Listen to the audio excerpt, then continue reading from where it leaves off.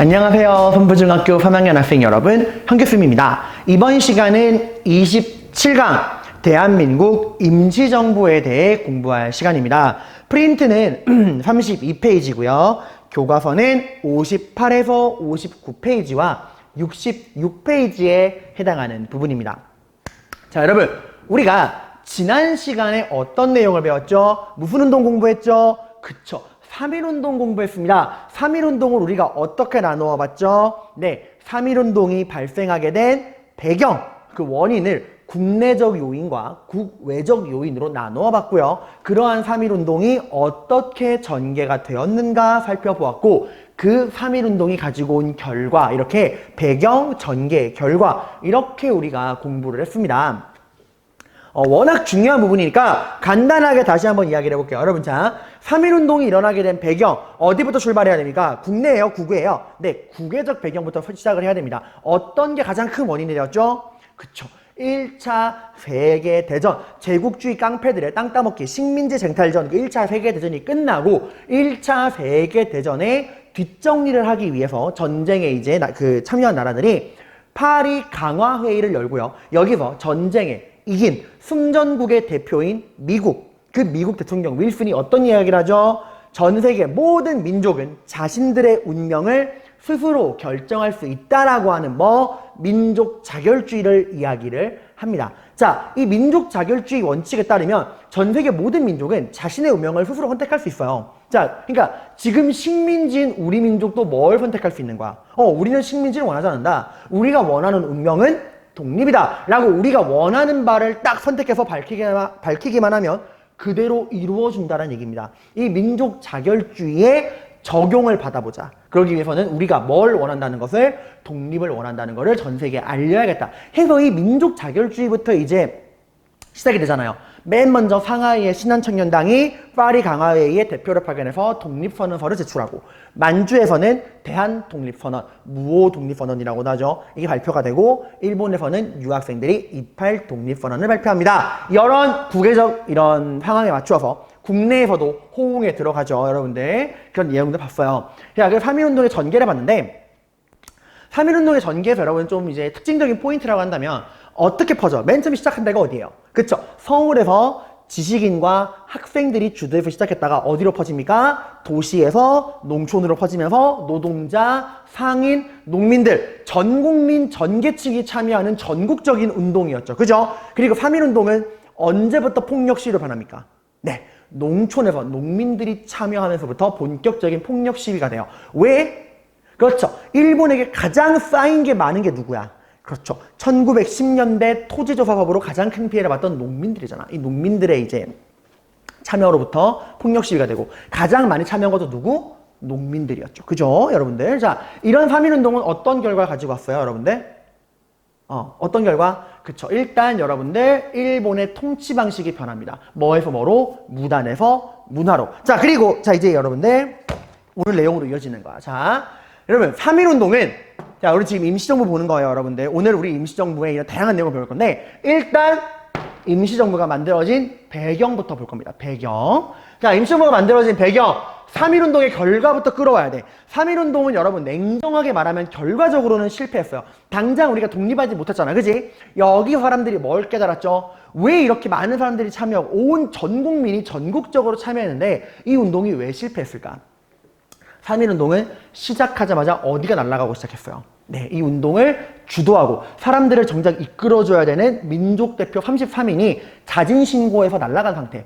그러니까 머리가 없는 상태. 그 뭔가 운동을 이끌어줄 컨트롤 타워, 지도부가 부재한 상태에서 일어나다 보니까 실패했다 라는 생각한 거예요. 그래서 앞으로 우리가 독립을 하기 위해서는 뭐가 필요하다? 독립운동을 체계적이고 조직적으로 이끌어주는 컨트롤 타워, 지도부가 필요하다. 통일된 지도부가 필요하다라는 거를 깨닫게 돼요. 자, 여기 비주고 봅시다. 3.1운동의 실패로 사람들은 독립운동을 조직적으로 이끌어줄 통일된 지도부가 필요하다라는 사실을 깨닫게 돼요. 이게 3.1운동의 중요한 결과였죠. 근데 지금 우리나라에는 그런 컨트롤 타워, 통일된 지도부가 있어, 없어? 없잖아. 없으면 어떻게 해야죠? 만들어야죠. 그래서 이런 필요성에 따라 뭘 만들자? 독립운동을 이끌어줄 컨트롤 타워, 우리의 정부를 만들자라는 생각을 하게 되면서 뭐가 만들어져요? 3.1운동의 결과로 임시정부가 만들어진다라고 지난 시간에 이야기를 했어요, 여러분들. 그죠? 자, 근데 이런 필요성에 따라 정부를 만들었는데 문제는 이런 정부를 만들고 보니까 정부가 몇 개 만들어진 거야? 3개가 만들어진 거예요. 여러분, 우리 사람의 몸에 머리가 몇 개입니까? 그죠? 하나죠. 의사결정을 하는 머리는 하나예요. 이 하나의 머릿속에서 이제 왼쪽으로 가라, 오른쪽으로 가라, 뭐라 딱딱 이야기해주면 거기 따라 그 지시에 따라서 머리의 지시에 따라서 손과 발이 움직여. 근데 이 머리가 3개면요? 괴물이죠, 괴물. 히드라예요, 히드라. 머리가 3개면 통일된 의견이 나와, 안 나와? 안 나오죠. 가운데로 가, 왼쪽으로 가, 오른쪽으로 가, 우왕 이러잖아요, 여러분들. 머리가 3개면 통일된 의견이 나올 수가 없고 그건 괴물이야, 괴물. 그죠? 그래서 여러분, 자, 머리가 3개야. 그럼 어떻게 하죠? 그쵸? 머리를 어떻게 해야 돼? 하나로 합쳐야 돼. 이거 가끔 물어보면 교실에서 얘들아 이렇게 머리가 3개면 통일된 의견이 안 나오지? 그럼 어떻게 해야 될까? 하면 좀 극단적인 친구들은 머리를 하나 남기고 잘라버려요 이러는데 여러분 잘 생각해. 머리를 잘라버리는 건 아니야. 왜? 머리가 3개라고 2개의 머리를 잘라내면은 죽어요. 과다출혈로. 중요한 거는 그 3개의 머리를 나머지 2개 머리를 잘라내버리는 게 아니라 이 3개의 머리를 하나로 합쳐야 한다는 거야. 통합을 해야 한다는 거예요. 큰 차이야. 나머지 없애는 게 아니라 이 3개를 하나로 뭐하자? 통합하자. 라는 의견이 나오는 거예요. 자, 그럼 우리 이제 임시정부가 만들어지는 배경 봤고요. 이제 이 3개의 머리를, 3개의 정부를 어떤 과정을 통해서 하나로 통합시키는가. 그 정부의 통합 과정에 대해 살펴볼 거야. 알겠죠? 배경 봤고요. 통합 과정 볼 겁니다, 여러분들. 자, 봅시다. 이 3개의 머리가 어디 생겼느냐. 여러분, 저번에 제가 독립운동 이야기할 때 이런 얘기를 한 적이 있어요. 그 사람이 어느 장소에 있는가를 보면, 그 사람이 있는 장소를 보면은 그 사람의 목적을 알 수 있다. 도서관에 왜 가죠? 책 읽고 공부하러 갑니다. 게임방에 왜 가요? 게임하러 가고. 노래방에 노래 부르러 가죠. 그 사람이 있는 장소에 따라 목적을 알 수 있어. 그럼 얘들아, 독립운동을 하신다는 분들 중에서 이 만주와 연해주 지방에 가시는 분들은 독립운동을 하기는 하되 어떤 방법과 목적으로 독립운동을 하겠다는 분들일까? 그쵸. 여러분들, 이 연해주 어디라, 어떤 방법이라고 했죠? 여러분 이야기했죠? 여기는 무장투쟁로. 일본과 싸워서 나라를 되찾겠다고 하는 무장투쟁을 주장하시는 분들이 만주와 연해주로 온다 그랬죠? 국외지방이라 일본의 간섭을 받지 않지만 언제든 마음만 먹으면 국내로 들어와서 일본 놈들 톡 치고 빠지고 하기 좋은 여기 무장투쟁로. 그러면 여기 상하이에 근거지를 두는 분들, 여기서 독립운동 하시는 분들은 어떤 방법으로 독립운동 하겠다는 분들일까? 상하이는 국제도시라고 이야기를 했죠. 저번에 제가 상하이가 맥도날드가 제일 먼저 생겼다 그랬는데 제일 먼저 생긴 건 일본이라고 하더라고요. 근데 금방 생겼어요, 상하이도. 근소한 차례 생겼는데 어쨌건 여기는 국제도시입니다. 저 외국인들이 엄청 많이 모여요. 특히 어떤 사람들이 많이 모인다 그랬죠? 외국인들 중에서도 그 나라의 외교관들이 다 모여 있어. 여기만 가면 전 세계 모든 나라의 외교관들을 만날 수 있어. 그 사람들이랑 뭐 하기 좋아? 협상하기 좋은 거예요. 여기는 우리의 힘만으로 독립을 하기는 힘들다. 우리가 독립하기 위해서는 다른 나라의 협조와 도움이 필요하다. 그 다른 나라의 협조를 얻기 위해 그 나라의 외교관들과 외교적 교섭을 통해 독립을 하겠다고 하는 외교론자들이 국제도시인 상하이에 근거지를 두고 있었어요. 자, 국내는 뭐 그냥 거다 치고. 자, 우선 가장 정부가 먼저 생긴 곳은 연해주입니다. 사람들이 살기 안 좋은 곳. 여긴 러시아 땅인데 러시아 애들도 살기 싫어요. 너무 살기 안 좋아서. 자, 사람이 살기 안 좋다는 건 단점이지만 바꿔 말하면 사람이 없으니까 눈치 볼 필요가 없다. 그래서 여기서 가장 먼저 최초의 정부가 만들어집니다. 이게 저번에 1910년대 그 독립운동 할 때도 이야기했어요. 국외 독립운동 할 때. 바로 대한광복군 정부. 최초의 정부입니다. 가 만들어지게 됩니다. 자, 그리고 이제 3.1운동이 딱 터지고 나서 독립운동을 이끌어줄 컨트롤 타워가 필요하다라는 그 필요성 하에 정부가 생기는데 상하이에 생기는 게 바로 대한민국 임시정부예요. 대한민국 임시정부. 대한민국 임시정부. 이걸 다른 말로 또 뭐라 그러냐? 그 지역을 따라서 상하이 임시정부라는 말을 쓰기도 합니다. 같은 말이에요, 여러분들. 상하이 임시정부, 대한민국 임시정부. 뭐 상해라는 말로 쓰기도 해요. 자, 그리고 국내에도 정부가 생깁니다. 국내에 생긴 정부를 우리가 뭐라 그러냐? 한성. 참고로 여러분 한성이 어디냐면 서울이에요, 서울. 서울을 한성경성이라 불러요, 여러분들. 한성정부. 이렇게 세 개의 정부가 생깁니다. 좀 아래다가 적어야 돼. 미안해요. 한성정부. 아이고, 좀 더러워졌어요. 한성정부. 자, 근데 여기서 여러분들 조금 이제 좀 이거 내신에 나오는 건데 이 대한광복군 정부가 이름을 바꿉니다. 약간 그런 거 있잖아요. 여러분도 길 가다 보면은 막 그 순대국밥집이라든가 그런 같은 업종들이 쫙 모여있는 골목 있죠. 근데 가면은 서로 자기네가 원조다. 우리가 진짜 원조다. 막 이런 말 하잖아요. 이 대한광복군 정부 입장에서는 본인들이 원조인데 갑자기 지금 정부가 세 개나 생겨버린 거잖아. 그래서 얘들이 야 우리가 진짜 원조야 라는 걸 강조하기 위해서 간판을 바꿔 달아요. 3.1운동이 터지고 나서 이제 이런 다른 정부들이 생기니까 이 이름을 광복군 정부에서 대한국민의회로 바꿉니다. 뭐 오늘날로 치면 진짜 원조 할머니 순대국밥 뭐 이런 식으로 이름 바꿨다 생각하시면 돼요. 여러분들 그냥 말이 그렇다는 얘기야. 자, 아무튼 지금 정부가 몇 개 생긴 거야. 만주 연해주 지방의 대한국민의회. 무장투쟁 논가들이 중심이 자, 다시 한번 얘기해 볼게요. 지금 정부가 몇 개 생긴 거죠? 3개. 어디? 무장투쟁 론자들이 중심이 되어서 연해주에 만든 대한국민의회가 있고요. 외교론자들이 중심이 되어서 상하이에 만든 대한민국 임시정부, 상하이 임시정부가 있고요. 그리고 우리나라 서울의 한성정부. 이렇게 총 3개의 정부가 지금 만들어진 상태다라는 걸 알아두시면 돼. 이제 근데 말했죠. 이렇게 머리가 3개면 통일된 지도부, 독립운동을 체계적이고 조직적으로 지도하는 통일된 지도부의 역할을 할 수가 없죠. 분열되니까. 그럼 어떻게 한다고 했죠? 나머지 머리를 잘라버려? 아니죠. 어떻게 한다고? 하나로 통합한다고요. 그래서 이 임시정부의 지도부들이 이 정부를 하나로 합치기 위한 통합운동을 벌이게 됩니다. 자, 굉장히 많은 논의가 있어요. 이게 여러분 되게 단순한 그런 게 아닌 게 조직을 합친다는 건 쉬운 게 아니야. 만약에 얘들아 생각해봐. 선생님이 3학년 3반 담임이에요. 근데 갑자기 학교가 경제 사정이 어려워져가지고 반을 하나로 합쳐야 된대. 3학년 3반과 1, 2, 3반을 하나로 합쳐야 된대요.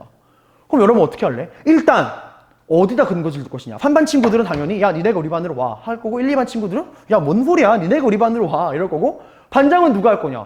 야 당연히 3반 반장이 내가 통합된 반의 반장이지. 이러면 1, 2반 반장이 가만히 있겠어요? 아니죠. 내가 반장이다 이럴 거 아니야. 담임팬들끼리도 뭔가 묘해요. 통합된 반에 다니면 누가 될 것이냐. 이런 게 있잖아요 여러분들. 그러니까 조직을 하나로 친다는 건 쉬운 문제가 아니야. 그리고 가장 중요한 거. 자 여러분 여기서 통합된 정부의 근거지를 어디에 둘 것이냐. 이게 굉장히 중요한 문제야. 왜냐? 봐봐. 만약에 얘들아 이 통합된 정부가 근거지를 연해주에 둔다면 그 통합된 정부는 어떤 방법을 중심으로 독립운동하겠다는 걸까? 그쵸. 무장투쟁을 중심으로 하겠다는 거예요. 반대로 통합된 정부가 근거지를 상하이에 둔다면 어떤 방법? 외교론을 중심으로 하겠다. 그렇게 우리가 알 수 있겠죠. 자, 그러니까 어디 위치를 두냐가 되게 중요한 건데 이 논의의 결과가 나옵니다. 결국 논의의 결과 통합된 정부의 이름을 뭘로 하기로 했느냐. 대한민국 임시정부로 하기로 합니다. 자, 이거 어디랑 이름이 똑같아요? 그죠? 상하이에 있던 임시정부랑 똑같은 이름이죠, 여러분들. 그래서 실제로 결국 이 위치도 통합된 정부의 위치도 어디에 두기로 했느냐? 바로 상하이에 두기로 합니다. 자, 이 말인즉슨 통합된 정부의 근거지가 상하이라는 얘기는 앞으로 독립운동을 어떤 방법을 중심으로 하겠다는 이야기일까요? 그렇습니다. 외교론 중심으로 하겠다 그 얘기예요. 외교론이 이겼다는 얘기죠. 그러니까 여러분 사실 말하면 한성정부는 여러분 이름만 있는 거예요. 사실 그 시대에 얘들아 우리나라 일본이 지금 여기 근거지를 두고 있는데 일본이 근거지를 두고 있는 우리나라의 정부가 만들어진다는 건 사실 거의 불가능해요. 이건 거의 간판만 달아놓은 거고 실제적인 통합은 연해주의 무장투쟁론과 상하이의 외교론. 그러니까 이 둘 중에 누가 중심이 될 것이냐, 무장투쟁이냐 외교론이냐 결국 그 논의였거든요. 근데 결국 누가 이긴 거야? 그쵸. 외교론이 이긴 겁니다. 그러면 당시 독립운동가들이 외교론을 택했다. 외교론이 중심이 된 이유는 무엇이냐? 민족 자결주의가 그 당시 대세였기 때문에 그래. 전 세계 모든 민족은 자신의 운명을 스스로 결정할 수 있다. 라는 이 민족 자결주의. 근데 여러분은 알고 있죠? 이 민족 자결주의는 정말 전 세계 모든 민족에게 평등하게 적용되는 원칙인가요? 아닙니다. 민족 자결주의 함정은 뭐죠? 이거 누가 왜 만든 거야? 그쵸? 이 민족 자결주의는 전쟁에 1차 세계대전에 이긴 놈들이 전쟁에 패배한 놈들의 팔다리를 잘라버리려고, 전쟁에 진 놈들의 식민지를 뜯어내버리려고. 근데 그냥 뜯어내면 욕먹으니까 전쟁에 이긴 놈들이 진 놈들의 식민지를 좀 더 고상하고 우아하고 멋들어지게 뜯어내기 위해 만든 논리라는 거예요. 이 민족 자결주의는 누구에게만 적용이 된다? 전쟁에 패배한 나라의 식민지만 적용이 돼서 패배한 나라의 식민지만 독립을 시켰어. 전쟁에 이긴 나라 식민지는 적용이 돼, 안 돼? 안 된다라고 이야기했죠. 일본은 근데 불행하게도 전쟁에 이겼어졌어. 전쟁의 승전국이란 말이야. 그러니까 전쟁의 승전국인 일본의 식민지는 우리나라에는 이게 적용이 될 수가 없어요. 근데 이건 결과론적인 이야기고, 우린 역사를 배웠으니까 스포일러를 아는 거고, 그 시대 사람들은 이거 알아 몰라? 몰라요. 모두가 철석같이 민족 자결주의를 믿었어. 민족 자결주의에 따라 우린 뭐만 하면 돼? 그래, 전 세계 모든 민족은 자기 운명을 스스로 결정할 수 있다며. 그럼 우리가 뭐만 하면 돼요? 우리가 어떤 운명을 원하는지만 전 세계 사람들에게 알리기만 하면 돼. 근데 우리 뭐 했죠? 알렸죠. 뭐를 통해서? 그쵸. 3.1운동을 통해서 무려 3개월 동안 전 인구의 10% 이상이 거리로 나와서 대한독립 만세를 외쳤잖아. 전 세계 모든 사람들에게 우리가 독립을 원한다는 걸 정말 명확하게 보여준 거야. 그러니까 이제 뭐만 하면 된다? 이 결과물을 토대로 전 세계 사람들을 설득만 하면 된다. 봐라! 우리가 뭘 원하는지, 우리가 어떤 운명을 원하는지 똑똑히 봤지? 이제 민족 자결주의에 따라서 우리를 뭘 시켜줘? 독립시켜줘. 요 작업만 하면 된다. 이거 이빨만 잘 펴면 된다. 쓰는 말로. 이제 요것만 잘하면 된다. 그럼 우리가 독립할 수 있다. 뭐에 따라? 민족 자결주의에 따라. 아직 그 민족 자결주의가 거짓말이라는 걸 몰랐으니까 요것만 잘하면 돼. 해서 이 외교론이 대세였던 거야. 여러분들. 그래서 외교론을 중심으로 통합이 되면서 상하이에 근거지를 두기로 합니다. 자, 그럼 여러분, 통합된 정부가 이 외교론을 중심 방법으로 택했어요. 그러면 이 정부의 대표인 대통령은 당연히 뭘 잘하는 사람이어야 될까? 그렇죠. 이 외교, 말빨이 기가 막힌 사람이 돼야겠죠. 만약에 무장투쟁을 중심으로 정부가 구성이 된다면 당연히 정부의 대표도 전쟁을 잘하는 사람이 돼야겠지만 지금은 외교론이잖아. 당연히 이 말빨을 기가 막힌 사람이 돼야겠죠. 당시 독립운동가 중에 자타가 공인하는 외교의 달인이 있습니다.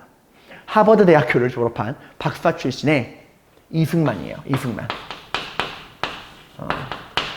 굉장히 영어에도 능수능란하고 똑똑한 사람이에요. 그래서 이 외교의 대표였던 이승만 대통령을 임명했어. 그러니까 이 외교의 달인을 대통령으로 임명했다라는 겁니다. 근데 여러분, 자, 여기까지만 보면 이게 누가 불만이 생길까?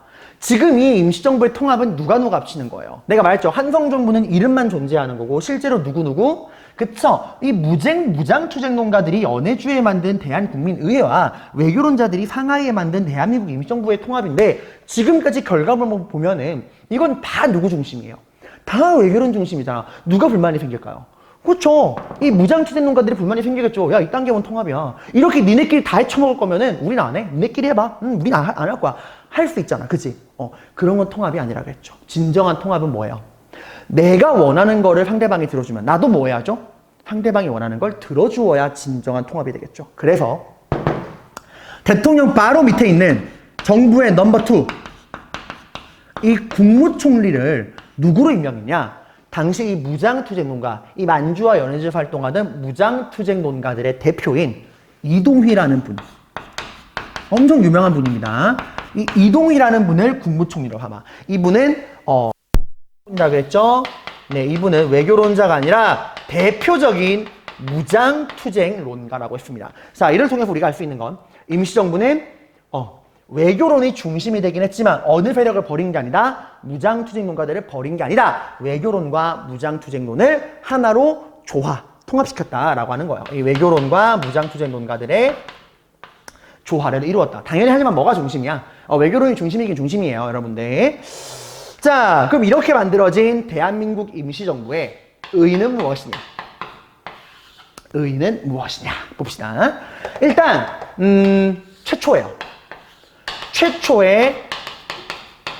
최초의 민주주의 공화제 정부라는 겁니다.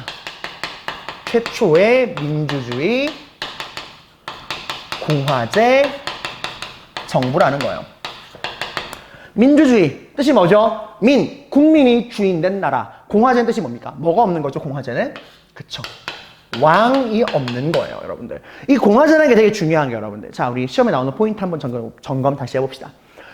우리나라에 존재하는 독립운동 단체들 중에서 최초로 왕이 없는 국민이 주인된 공화정이라는 이 체제를 최초로 주장한 단체가 어디입니까? 그쵸. 새로운 국민들의 모임이라 그러는 신민회 있죠.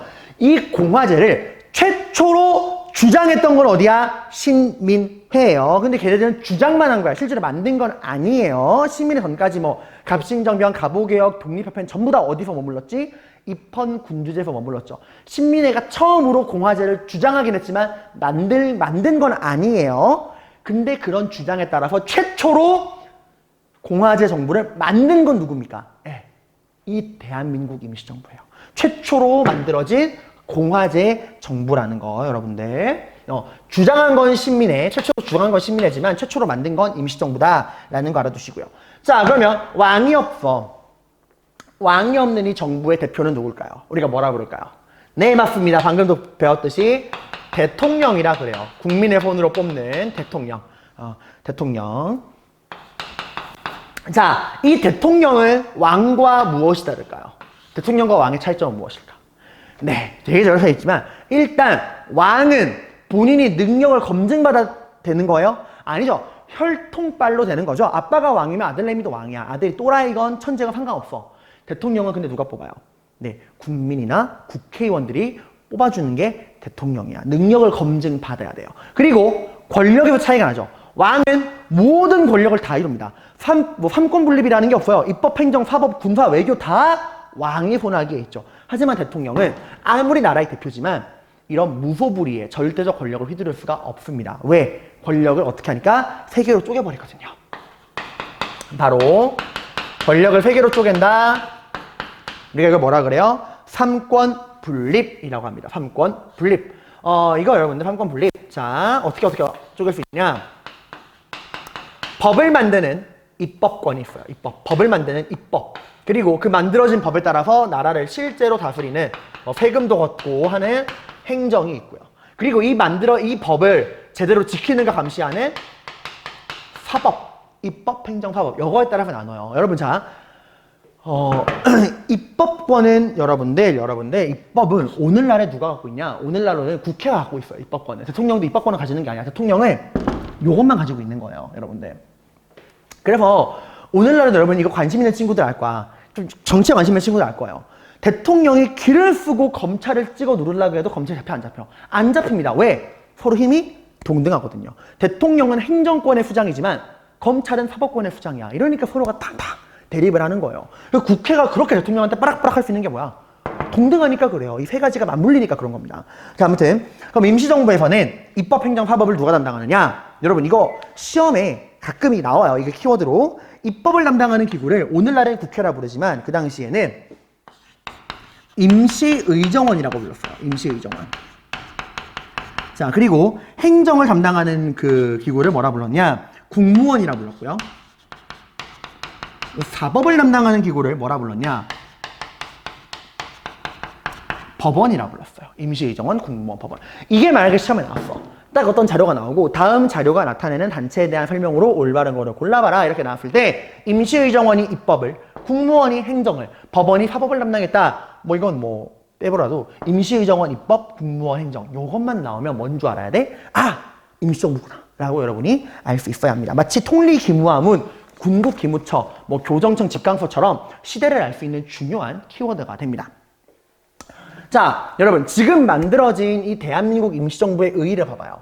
뭐랑 굉장히 체제가 비슷하죠? 그쵸, 여러분? 지금 우리가 살고 있는 이 대한민국이라는 나라랑 어때요? 큰 차이가 없어요. 그쵸? 거의 똑같아요. 그죠? 여러분들. 그래서 이 임시정부의 정말 큰 의의는 임시정부가 만들어 놓은 이 체제가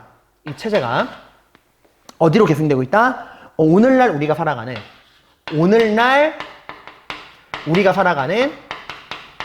이 대한민국으로 그 정통성이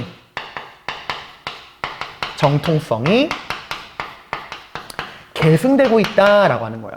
실제로 여러분들 대한민국 헌법 전문에 뭐라고 나오냐면은 헌법 전문에 우리 유구한 역사와 전통을 자랑하는 대한국민은 3.1운동으로 건립된 대한민국 임시정부의 법통을 계승하였다라고 나와요. 헌법 제일 첫 번째 장에 나와. 그러니까 이 말을 봐봐. 우리의 뿌리가 어디라는 거예요. 3.1운동. 그리고 그 3.1운동의 결과 건설된 대한민국 임시정부가 오늘날 대한민국의 뿌리다. 조상이다라고 하는 거야. 그러니까 당연히 중요해, 안 중요해? 중요하죠. 그러니까 3.1운동이란 대한민국 임시정부가 수능이나 모의고사나 각종 시험에 S급 주제가 될 수밖에 없는 거야. 왜? 우리의 조상님이니까. 당연히 교육과정 평가원은 여러분들이 이 나라 정부의 토대가 되는 임시정부에 대해서 정확히 알고 있는가를 모를 수밖에 없어요. 이런 역사적인 의미가 있습니다. 자, 여러분, 지금 우리가 대한민국 임시정부가 봐봐 어떻게 해서 만들어졌는가? 3.1운동의 결과 통일된 지도부의 필요성을 느껴서 독립운동을 체계적이고 조직적으로 이끌어주는 컨트롤 타워 지도부가 필요하다라고 해서 만들어졌다. 만들고 보니까 몇 개가 만들어져? 3개가 만들어져. 그럼 당연히 뭐 해야죠? 통합해야죠. 그 임시정부가 어떻게 통합되는가? 무장투쟁론가들이 연해주에 만든 대한국민의회, 외교론자들이 상하이에 만든 대한민국 임시정부, 그리고 간판만 있던 한성정부, 이 3가지가 뭐로 합쳐져? 대한민국 임시정부로 합쳐진다. 근거지는 어디에 두었다? 상하이에 두었다. 그러니까 어떤 방법이 중심이 되었다? 외교론. 하지만 무장투쟁론가도 버린 건 아니었다. 이런 임시정부의 의의는 최초의 민주주의 공화제, 대통령 3권 분립, 오늘날의 대한민국으로 그 전통성이 계승되고 있다. 라고 우리가 배경과 과정, 그리고 의의까지 살펴봤습니다. 자, 이제 우리가 임시정부가 어떤 활동을 했는가에 대해서 이제 살펴보도록 할게요. 자, 여러분, 이제 우리 이렇게 만들어진 임시정부가 어떤 활동을 하는가, 임시정부의 활동 내용에 대해 살펴보도록 합시다. 자, 여기 프린트에 보시면 여러분들 이런 막대 그래프가 하나 쫙 있죠. 자, 여기다가 우리 임시정부의 전반적인 활동을 한눈에 한번 볼 수 있게 표로 한번, 그러니까 그래프로 한번 그려볼게요. 자, 임시정부가 만들어졌습니다. 만들어진 게 언제냐? 1920년이에요. 이제 3.1운동이 1919년이고 그 바로 다음에 만들어집니다. 연도는 외우라고 알려주는 게 아니에요. 그냥 시대 흐름을 보여주는 거야. 자, 임시정부는 처음에 굉장히 적극적이고 활발하게 움직입니다. 임시정부가 만들어진 게 뭐 때문에 만들어진 거야? 어떤 역할을 기대한 거죠? 네, 독립운동을 체계적이고 조직적으로 이끌어주는 컨트롤 타워. 통일된 지도부로서 역할을 기대한 거죠. 그죠? 임시정부는 처음에는 그 역할을 굉장히 잘 수행했어. 언제까지만? 3년 동안만. 3년 동안 잘 수행하다가 임시정부가 그대로 와르르르르르르르르 무너져 버립니다. 끝도 없이 무너지다가 여러분들 그런 말 있죠. 위기는 있어도 좌절은 없다. 이 위기를 맞이했지만 결국 임시정부가 이 위기를 극복하고 다시 화려하게 비상하게 됩니다. 자, 그럼 우리가 여기서 이제 어떤 식으로 내용을 살펴볼 거냐? 일단 임시정부가 몇 년 동안 제 역할을 했다고 했죠? 3년. 그 초반에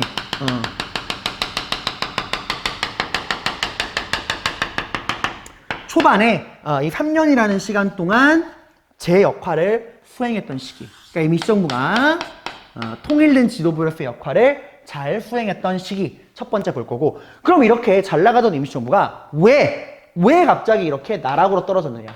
임시정부가 몰락하게 되는 그 이제 이유, 그걸 볼 건데 이걸 미리 적어 놓으면 임시정부가 몰락하는 이유는, 그러니까 몰락하는 이유라기보다 그 몰락하게 된 시발점이 어디냐? 바로 그 임시정부 몰락의 시발점이 국민대표회의예요. 자, 그러면 이렇게 기나긴 암흑기를 거치다가 언제부터 다시 좀 부활을 하느냐? 7년 만에 부활해요. 30년부터. 그럼 임시정부가 다시 부활할 수 있던 비결, 그건 바로 그것도 살펴봐야겠죠. 임시정부가 부활하게 된 비결, 이게 바로 한인 애국단이라는 단체 덕분이야. 자, 그래서 우리가 임시정부 활동을 어떻게 나가본다고요?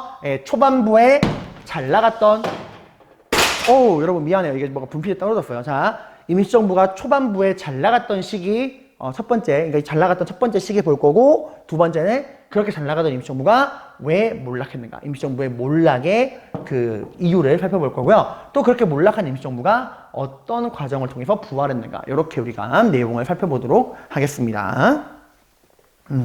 저도 놀랐어요, 여러분들.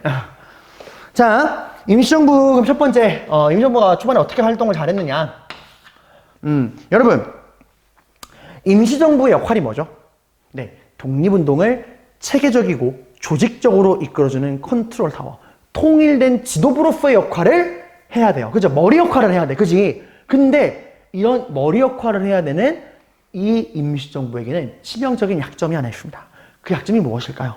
여러분, 자, 이거 적는 거 아니야. 이거 안 적어도 돼, 얘들아. 그냥 참고만 해봐요. 자, 여러분, 임시정부의 위치가 어디죠? 통합된 정부 말하는 거야. 우리 방금 배웠죠? 통합된 정부 근거지가 어디입니까? 상하이죠. 여기에 지금 정부가 있잖아. 근데 이 상하이랑 우리 국내랑 위치가 어때요?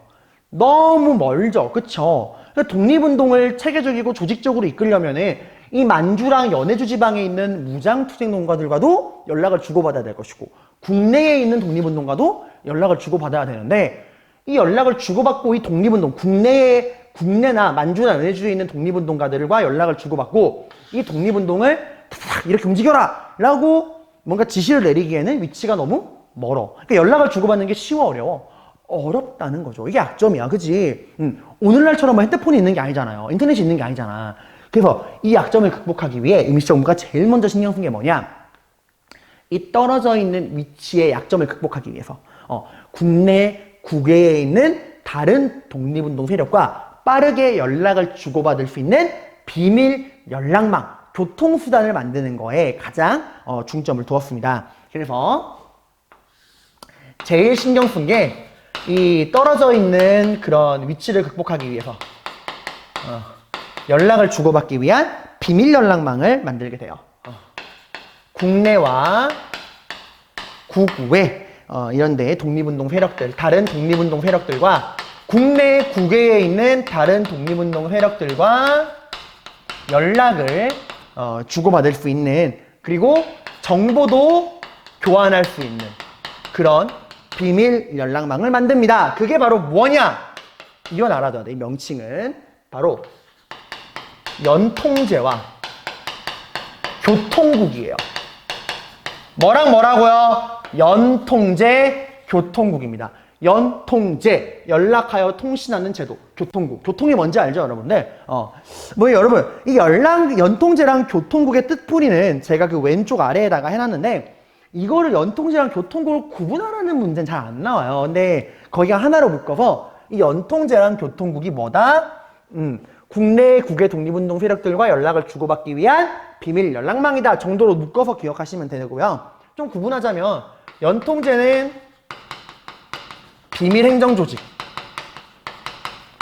비밀행정조직이고, 교통국이 이제 정보를 수집하고 연락을 주고받는 통신기관이다 라는 건데, 이건 그렇게까지 구분 안 해도 돼요.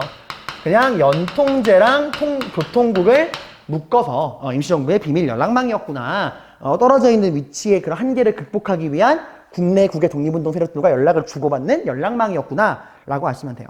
자, 그리고 여러분, 독립운동 할 거면 뭐니 해도 뭐가 많이 필요하죠?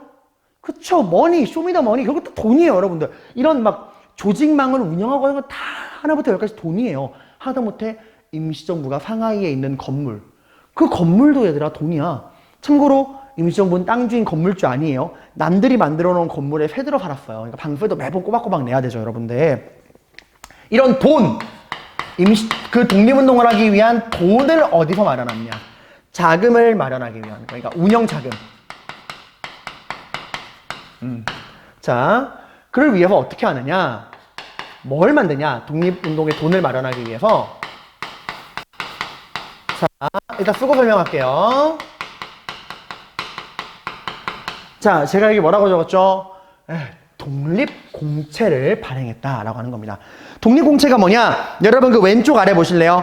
프린트 왼쪽 아래 보시면 미국과 중국에서 발행된 독립공채, 여기 사진에도 나오죠? 독립공채가 나오는데, 이게 뭐냐면 이게 그 국내 국외에 있는 독립운동가들에게 연락을 해가지고 말하는 거야. 우리나라 국민들이나 독립운동가들한테 나라의 독립을 위해서 임시정부를 운영하는데 돈이 필요하니까 돈을 좀 기부해 주십시오. 돈을 좀 주십시오. 이렇게 얘기하는데, 그냥 달라 그러면 좀 미안하잖아, 달라는 사람도. 그래서 임시정부에서 뭘 만든 거야? 그냥 달라는 게 아니다.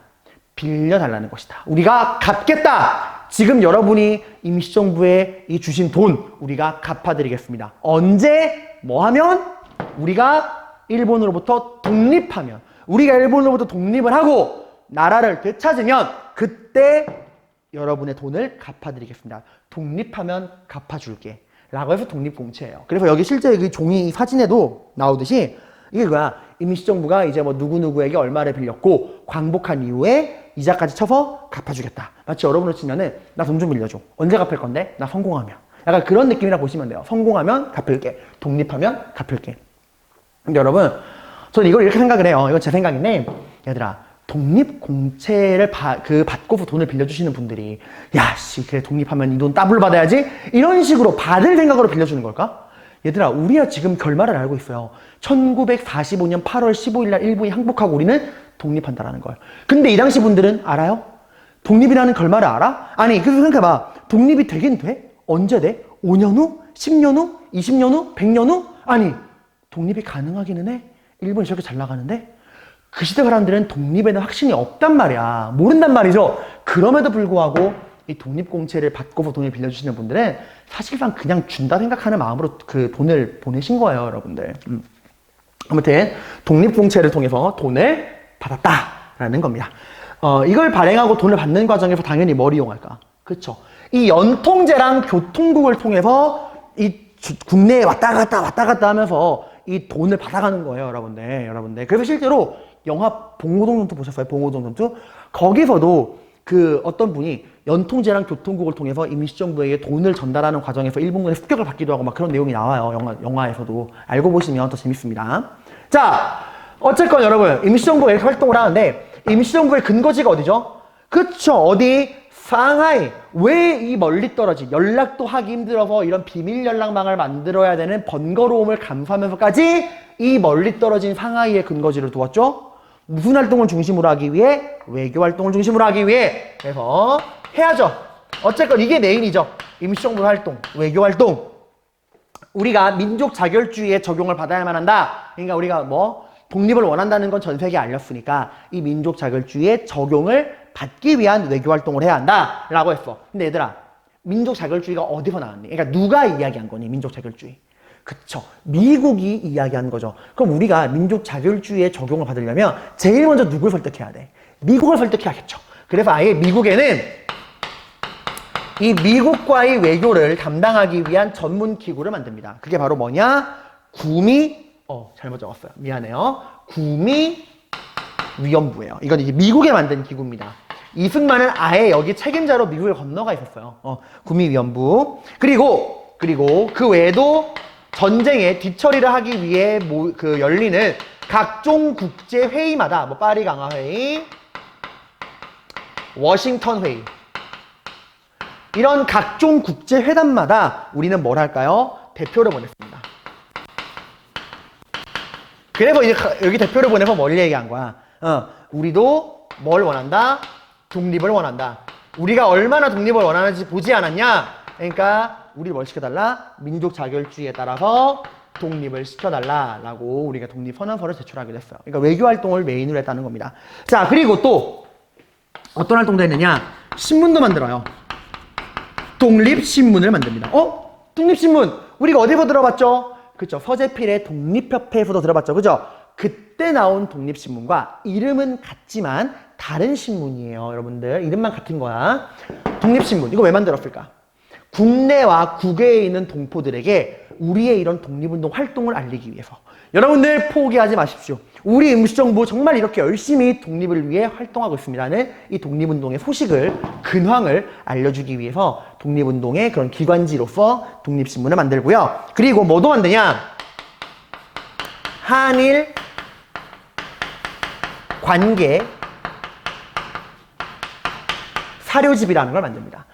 어쨌든 지금 우리가 일본과의 관계가 문제인 거잖아. 그래서 이제 역사적으로 우리랑 일본이 어떤 역사적인 그런 사건들이 있었느냐라고 하는 우리와 일본의 그런 역사적 관계 속에서 그런 있었던 교류 같은 내용들을 정리한 거예요. 한일 관계 사료집, 자료집이 아니야. 사료예요. 이 역사적인 그런 기록 있죠.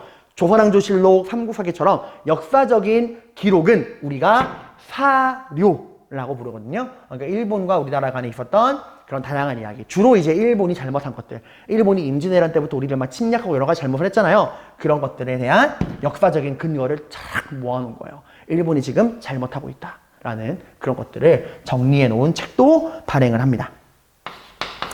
독립신문이나 얘들아, 이 한일관계 사료집도 은근히 B급 주제로 나와요. 자료에서 여러분이 알 수 있는 힌트가 됩니다. 자, 근데 여러분, 이렇게 열심히 활동을 했지만, 임시정부는 침체할 수밖에 없어. 왜? 임시정부의 메인 활동은 뭐죠? 네, 외교활동입니다. 근데 여러분 이미 알고 있죠? 이 외교활동 정말 열심히 하지만 효과가 있을까요? 없을까요? 네, 효과가 전혀 나올 수가 없어. 왜? 이건 다 뭐가 진실이란 전제하에 움직이는 거야. 민족 자결주의가 진실이라는 전제하에 그거에 적용받기 위해 이걸 하고 있는 거야. 근데 애초에 전제가 잘못됐죠. 민족 자결주의는 뻥이었잖아. 전쟁에 패배한 나라의 식민지만 적용하는 원칙이잖아. 근데 일본은 전쟁에서 이겼다고. 승전국의 식민지인 우리 일본, 그러니까 승전국인 일본의 식민지인 우리 조선은 죽었다 깨어나도 민족 자결주의에 적용받을 수가 없어요. 이거 우리의 능력 문제가 아니야. 이승만이 우리 독립운동가들이 아무리 말을 잘해도 애초에 적용 대상이 아니에요. 그래서 이거 좀 지울게요, 여러분들. 좀만 지울게요. 우리는 이 민족 자결주의의 애초에 적용 대상이 아니었다. 그러다 보니까 여러분들 비록 열심히 했지만 이제 두 번째 보는 거야. 임시정부가 몰락하게 되는 이유. 정말 열심히 외교활동을 중심으로 이것저것 했지만 노력한 만큼 성과가 나와 안 나와? 안 나온다는 거야. 열심히 노력했지만 그런 외교활동에서 어떠한 성과도 나오지 않았다. 말죠? 민족 자결주의는 뻥이었으니까. 이러니까 누가 불만이 생길까? 여러분, 애초에 임시정부는 여러분들 누구와 누구의 통합이었어? 그치. 연해주에 있는 무장투쟁 논가들과 상하이에 있는 외교론자들이 통합을 한 거야. 근데 누가 주도권을 쥔 거죠? 외교론자들이 주도권을 쥐고 정부를 만든 거야. 누가 대부분 양보했어. 그렇죠? 이 무장투쟁 논가들이 상당 부분 이 외교론자들에게 양보를 해준 거예요. 그 양보해주고 밀어줬더니 결과물이 형편없잖아. 그러니까 이제 누가? 이 무장투쟁 논가들이 불만이 생기는 거야. 아, 야. 이런 식으로 할 거면 차라리 우리한테 그 돈이랑 시간을 쓰든가 니들 도대체 남은 게 뭐야? 이렇게 되는 거예요. 갈등이 벌어진다는 얘기죠. 여러분들 그렇잖아. 여러분 게임할 때 이기면 채팅창이 훈훈하죠. 우리 미드님 거의 페이커시네 이러고 우리 서포님은 거의 매라세요 이러는데 게임이 지는 순간 이거 네 책임이다. 네 탓, 내 탓. 정치질이 시작이 되죠. 상대방 부모님 죽이고 시작하잖아요. 여러분들. 이때도 이것 때문에 이제 갈등이 벌어진다라는 거야. 누구와 누구의? 외교론자들과 무장투쟁론자들 간의 갈등이 벌어져. 거기다가 여러분들 일본은 바보가 아니에요. 내가 말하죠. 일본은 정말 무서운 나라야. 일본은 임시정부가 딱 만들어지자마자 임시정부 약정을 바로 파악합니다. 뭐야? 조선놈들이 독립운동을 하기 위해 정부를 만들어? 건방진놈들. 그 정부 근거지가 어디야? 상하이랍니다. 상하이? 거리가 꽤 먼데 왜 상하이에 뒀을까? 이놈들 외교론으로 하려고 그러는구만. 근데 어쨌건 거리가 떨어져 있으니까 얘들 분명히 국내랑 만주지방에 있는 독립운동가들과 연락을 주고받기 위한 비밀 연락수단이 있을 거야. 그 연락수단부터 잡아 족치자. 팔다리를 잘라버리자. 상하이에 있는 정부를 고립시켜버리자. 라는 생각을 하고 일본이 이때부터 임시정부의 그 비밀 연락망을 찾기 시작합니다. 그러니까 임시정부의 그 연락망이 뭐였죠? 연통제와 교통국이었죠, 여러분들? 이거 어떻게 될게요? 일본이 다 찾아내. 우리가 그렇게 힘들어 만든 비밀 연락망 3년 만에 일본이 다 찾아내서 다 박살내버려요. 일본 무서운 나라야, 얘들아. 자, 그래서 연락수단이 사라진 거야. 이제 봐봐. 상하이라고 하는 그 떨어진 위치에서 이 연통제와 교통국이 사라지니까 어떤 문제가 생길까? 네. 더 이상 국내와 만주, 연해주, 국외 지방에 있는 독립운동가들과 연락이 돼야 안 돼. 연락이 안 되는 거예요. 통신이 안 되고 정보가 왔다 갔다 하지 않는 거야. 거기다가 연락만 안 되는 게 아니야. 어떤 문제도 생기냐? 돈이 들어오지 않는 거예요. 연락할 수단이 사라지니까 국내에서 이 독립공채가 먹어. 이 돈을 보낼 방법이 없는 거야. 연락도 끊기고 자금줄도 끊겨버립니다. 임시정부가 말라가게 돼요. 자, 여러분, 이런 위기 상황 속에서 누가 나서야 되죠? 그쵸? 이럴 때일수록 리더의 리더십이 빛나는 거야. 얘들아, 이럴 때일수록 리더가 여러분 힘들지만 우리 이럴수록 싸우면 안 됩니다. 이런 힘든 상황일수록 우리가 이 문제를 극복하기 위해 단결해야 합니다. 라고 해야겠죠. 근데 안타깝게도 여러분, 이 당시 임시정부의 리더가 누구죠? 외교의 단이라는 이승만이죠. 근데 여러분, 이승만 이분은 사람은 누구나 장단점이 있으니까 외교에 관해서는 정말 대단하신 분이에요. 근데 이분은 그 사람들의 갈등을 조절하는 능력은 굉장히 떨어지시는 분이에요. 이런 상황에서 이분은 이게 지금 정말 지금도 뜨거운 감자인데 이 뜨겁게 타오르는 이 갈등 현장에 기름을 뿌악 끼얹어 버려요. 바로 뭘 발표하느냐?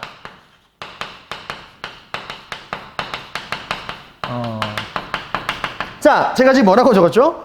위임 통치 청원서. 자, 봐봐. 뜻이 뭐냐면 위임이라는 건 맡긴다는 거야. 맡긴다. 뭘 맡긴다? 우리를 통치하는, 다스린다는 거잖아. 통치는. 통치, 다스리는 거를 맡기는 청원서, 부탁하는 편지라는 거예요. 그러니까 우리를 다스리는 것, 우리를 통치하는 거, 우리를 다스리는 거, 우리를 통치하는 거를 맡기는 거를 부탁하는 편지라는 거예요. 그러니까 이거 한마디로 우리 대신 다스려주세요. 그러니까 우리 민족을 다스리는 거를 부탁하는 편지를 쓴 거야. 우리 대신 다스려주세요. 누구 대신? 일본을 대신해서 우리를 좀 다스려주세요. 라는 거를 부탁하는 편지를 쓴 겁니다. 이걸 누구한테 쓴 거냐? 오늘날의 유엔이 있죠. 유엔. 근데 그 당시엔 유엔은 없었고 유엔의 전신이라고 할 수 있는 국제연맹이 있고요. 또 그 미국이 당시 세계 리더였으니까 미국과 국제연맹에 편지를 쓴 거야. 미국과 국제연맹에다가 우리를 대신 다스려주세요 라고 하는 위임통치 청원서를 쓴 거예요. 여러분, 여기 프린트 아래에, 거기 이제 아래에 이승만의 청원서라는 게 보이십니까? 이승만의 청원서. 거기를 한번 보세요, 여러분들. 이승만의 청원서. 여기 화면을 보셔도 되고요. 미국 대통령 카카. 대한민국민의 위원회는 본 청원서에 서명한 대표자로 하여금 다음과 같이 중요한 나오죠. 공식 청원서를 카카에게 제출합니다. 그러니까 미국 대통령한테 편지를 쓴 거예요. 국제연맹과 미국 대통령에게 편지를 쓴 겁니다. 그럼 뭘 청원을 부탁하는 거잖아. 뭘 부탁했냐? 아래에서 네 번째 줄 봐봐. 아래에서 네 번째 줄. 먼저 한국을 일본의 학정으로부터 벗어나게 해주십시오. 그러니까 우리는 일본으로부터 독립을 시켜달라 이거예요. 좀 벗어나게 해달라. 일본의 그 학정, 잔인한 통치로부터 벗어나게 해주시고 장래에 완전한 독립을 보장하고 당분간은 우리 한국을 국제연맹의 통치 아래 둬주세요. 그러니까 지금 못 살겠으니까 일본 일단 몰아내주고 나중에 독립시켜준다는 보장을 해주고 당분간 미국과 국제연맹이 우리를 대신 다스려주세요 라는 내용이에요. 와우, 읽는 순간 감이 오죠? 이거 핵폭탄이야, 핵폭탄. 얘들아, 근데 봐봐. 이 위임통 청원서에 대해서 여러분 어떻게 생각하세요? 여기에 관해서도 의견이 나뉠 수 있죠. 찬성하는 친구들도 있을 거야. 상식적으로 지금 당장 우리 힘으로 독립하기 힘드니까 일단 우리에게서 가장 중요한 건 뭐야? 일본으로부터 벗어나는 거야. 일단 일본 놈들부터 몰아내고, 그리고 여기 나오잖아. 분명히 장래에는 완전한 독립을 보장한다는 조건 하에 당분간 우리가 홀로서기 할 수 있을 정도의 시간만 미국과 국제연맹이 우리를 대신 다스려준다는 거 아니냐. 가장 현실적인 독립 방안이다 라고 말하는 분도 있을 거고. 말도 안 되는 소리 하지 마. 이거 결국에 아무리 번지르르하게 말해도 결국 우리가 일본의 식민지에서 누구의 식민지? 미국의 식민지로 바뀌는 거 아니야? 그리고 얘네가 정말 우리를 독립을 시켜줄까? 그거 어떻게 믿어, 순진하게. 결국 우리는 일본 식민지에서 미국과 국제연맹 식민지가 되는 거야 라고 반대할 수도 있겠죠. 근데 여러분 여기에 관해서 어떻게 생각하시건 간에 중요한 건 이런 어마어마한 내용을, 한 나라의 운명을 담고 있는 이런 부탁을 할 거면 이런 부탁을 대통령이 마음대로 할 수 있나요? 아니죠. 어떻게 하죠? 그쵸? 그 정부의 구성원들에게 나 이런 생각 가지고 있거든? 어떻게 생각해? 라고 의견을 물은 다음에 사람들의 충분한 토의와 의견을 거쳐서 대다수의 구성원들이 찬성을 하면 그때 해야 되는 거 아니야? 근데 이 순간에 정부의 아무랑도 논의하지 않고서 자기 마음대로 편지를 썼어요. 코리아, 인디펜던트, 가버먼트, 프레지던트 리라는 대한민국 임시정부 대통령이라는 직함대로 딱 이승만 편지 딱 이승해놓고서 대통령의 자격으로 이거를 미국 대통령한테 편지를 써서 보낸 거예요. 이건 거절당했어. 저쪽에 거절당했어요. 미국이랑 국제연맹이 거절했어요. 근데 이게 사람들에게 알려주고 난리가 난 거죠. 여러분이 독립운동가예요. 여러분이 임시정부의 다른 독립운동가예요. 여러분이 모르는 사이에 대통령이 이런 어마어마한 편지를 자기 마음대로 결정해서 보내버렸대. 난리가 나겠죠. 네가 뭔데 이런 걸 마음대로 결정해? 라는 거 난리가 나겠죠. 그래서 결국 이승만은 탄핵당합니다. 대한민국에서 최초의 탄핵 대통령은 이분이에요, 여러분들. 그분이 아니라. 자, 아무튼 근데 여러분 이때 독립운동가 난리가 난 거야. 이승만 탄핵 당했어요, 여러분들. 팩트야, 얘들아. 자, 근데 얘들아, 이 다음에 야, 이대로는 된다, 안 된다? 안 되겠다. 이거 진짜, 이거 우리 망할 수도 있겠다. 이대로 가다가는 임시정부 진짜 뭣도 아니고 망해버리게 되겠다. 이제 우리가 어떤 식으로 독립운동 해야 되는지, 이 위기를 어떻게 극복하고 우리 임시정부가 어떤 방향으로 나아가야 하는지, 어떻게 해야 이 위기를 극복할 수 있는지, 우리는 어떻게 위기를 극복하고 어디로 나아가야 하는가, 앞으로 우리가 나아갈 길에 대해서 논의를 한번 해보자. 이거 한번 해야 된다 해서 국민대표회의가 열리게 됩니다. 1923년에 열리게 돼요. 말 그대로 온 국민의 대표들이 모여라. 이건 진짜 어마어마한 규모였어. 세계 각지에서 활동하는 독립운동가들에게 다 연락이 가요. 모여라. 다 모여서 얘기 한번 해보자. 해서 독립운동가들이 모여서 회의를 합니다. 회의 주제. 임시정부는 어디로 가야 하는가? 임시정부 이대로 괜찮은가? 임시정부는 어디로 가야 하는가? 100분 토론 빰빰빰빰 열립니다. 근데 여러분 알겠지만 말죠? 게임이 잘 풀릴 때는 서로 훈훈한 분위기가 나오지만 지금 좋은 상황에서 회의가 열린 거야? 아니죠. 완전 임시정부가 지금 나락으로 떨어지고 있는 상황에서 회의가 열린 거야. 당연히 어떤 일이 벌어질까? 정치질. 누구 책임이냐? 네가 잘했냐? 내가 잘했냐? 누가 못했냐? 이 문제의 책임은 누구에게 있느냐? 라는 걸로 싸움박질이 벌어지게 됩니다. 일단 여기서 나오는 의견은 크게 두 가지예요. 하나는 창조파, 하나는 개조파입니다. 창조파는 여러분 어떤 얘기냐? 한마디로 말하면 임시정부는 더 이상 답이 있다 없다? 없다. 노답이다. 그러니까 없애고 새로 시작하자.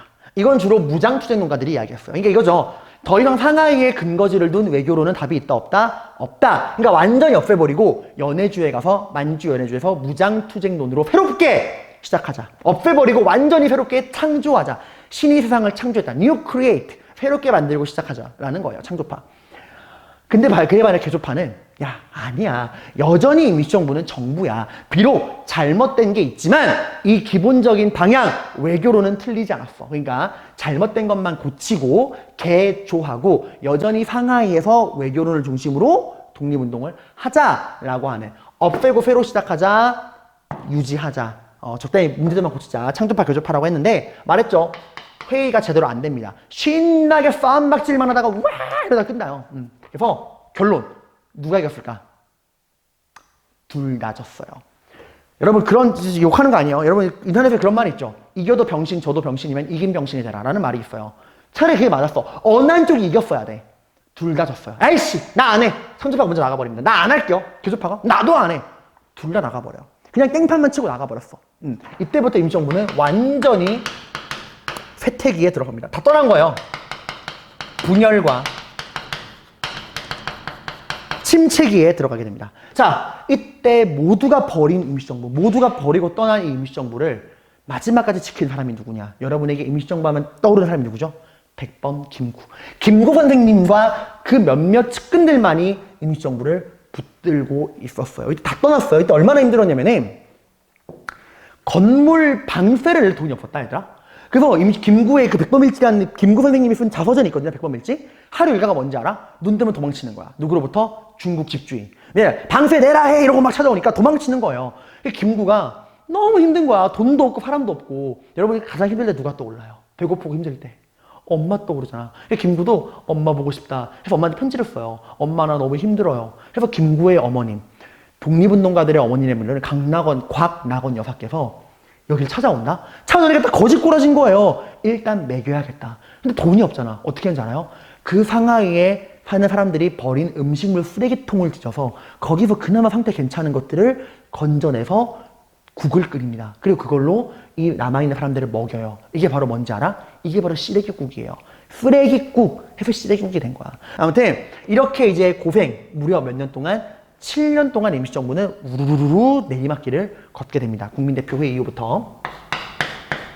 자, 이렇게 하다가 이제 김구 선생님이 생각을 한 거야. 이대로 된다, 안 된다? 안 된다. 왜냐? 이렇게 계속 임시정부가 별다른 역할도 못하고 빌빌거리고 있다 보니까 어떤 문제가 생기냐?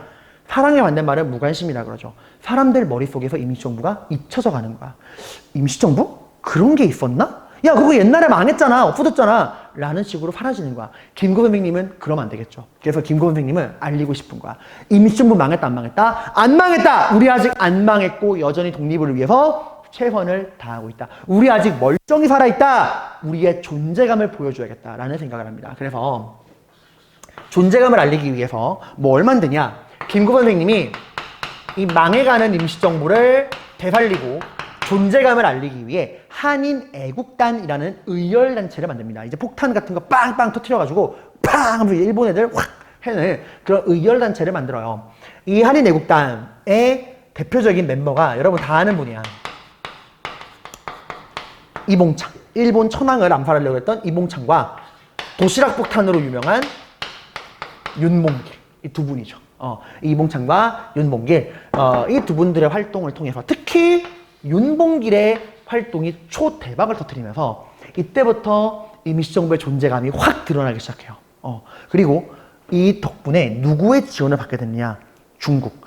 이 비하인드 스토리 나중에 알려드릴게요. 어쨌건 이때부터 한인 애국단의 활동을 계기로 임시정부는 누구의 지원을 받는다? 중국 정부의 전폭적인 지원을 받으면서 이때부터 임시정부가 부흥의 발판을 마련하게 된다라는 거예요. 자, 여러분, 우리 이번 시간 임시정부가 어떤 배경을 가지고 만들어졌는가 통합되는 과정 봤고요. 지금은 활동 내용 봤습니다. 크게 세 가지로 구분했죠. 임시정부가 적극적인 활동을 하던 시기, 연통제, 교통국, 독립공채, 독립신문, 한일관계 사료집, 각종 외교활동, 구미위원부. 근데 이렇게 활동을 활발하게 하던 임시정부가 어떻게 하다 몰락하게 됐느냐?